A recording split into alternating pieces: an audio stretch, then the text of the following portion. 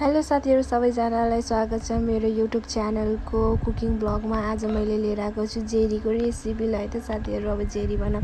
सबैभन्दा पहिला त मैले जेरीमा के सामानहरु लाग्छ सबै रेडी पारे। त्यसपछि मैले एउटा भाँडामा मैदा राखे। मैदा राखिसकेपछि थोरै घिउ पनि एड गरे। एड गरिसकेपछि त्यसलाई मज्जाले मिक्स गरे र मैले थोरै दही पनि राखे। त्यसपछि मैले दहीलाई पनि मज्जाले मिक्स गरे। त्यसपछि मैले थोरै बेकिङ पाउडर पनि राखे अनि मज्जाले मिक्स गरे त्यसलाई पनि। अनि हामीले चाहिँ अब कलरको लागि पनि थोरै कलर फुड पनि एड गरे। मैले चाहिँ ओरेन्ज रेड भन्ने कलर फुड एड गरेको छु, हजुरले पनि गर्न सक्नुहुन्छ। त्यसपछि मैले थोरै गर्दै त्यो पानीहरु मिक्स गर्न थाले। हामीले एकैचोटी धेरै पानी चाहिँ हाल्नु हुँदैन किनकि गिलो हुन सक्छ। हामीले यो ब्याटरलाई धेरै गिलो पनि गराउनु हुँदैन र धेरै सारो पनि गराउनु हुँदैन। हामीले चाहिँ ठिक्कको गराउनु पर्छ। यसरी मैले मिक्स गरिसकेपछि यस्तो बनेको छ मेरो ब्याटर चाहिँ। अब यसलाई चाहिँ आधी घण्टा चाहिँ हामीले रेस्ट गर्न राख्छौं र अब हामीले बनाउँछ चास्नी। चास्नीको लागि मैले चाहिँ 2 कटोरा चिनी राखे र 2 कटोरा चिनी राखिसकेपछि 1 कटोरा पानी राखे।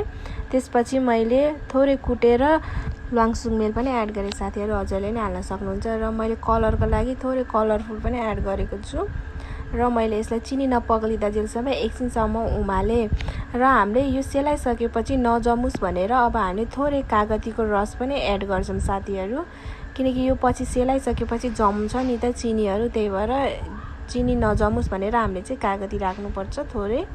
त्यसपछि मैले यसलाई हल्का बाक्लो हुनलाई छोडिदिए ग्यासमा एकैछिन र मज्जाले उमालिसकेपछि अब यो रेडी भएर अब यसलाई मैले सेलाउन एकछिन साइडमा राख्दिन्छु। त्यसपछि अब हामीले जेरी बनाउँछौं साथीहरु। कराई बसाले र मैले अब तेल हाले। तेल चाहिँ हामीले धेरै हाल्नु पर्दैन, जेरीलाई एकदमै डुबाउनु पर्दैन। हामीले थोरै तेलमा पनि बनाउन सक्छौं साथीहरु। अब चाहिँ मैले जेरी हाल्ने भाडा बनाउँछु। हामीले चाहिँ यो दूधको प्याकेट अथवा तेलको प्याकेटबाट हामीले बनाउन सक्छौं। मैले चाहिँ कप माथि राखे, त्यो हाल्न सजिलो हुन्छ भनेर। अघिको ब्याटर चाहिँ रेडी भयो र अब मैले हाल्छु साथीहरु।